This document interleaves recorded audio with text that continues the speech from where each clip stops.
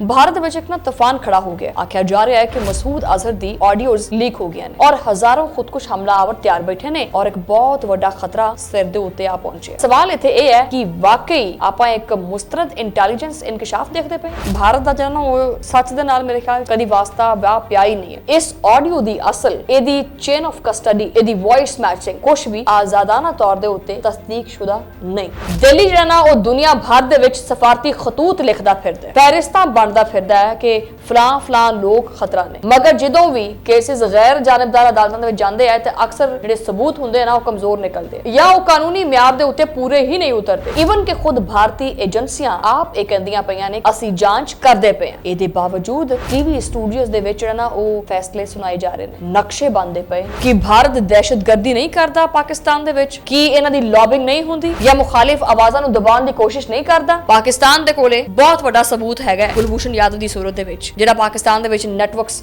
बना के बैठा सी दहशतगर्दी ते।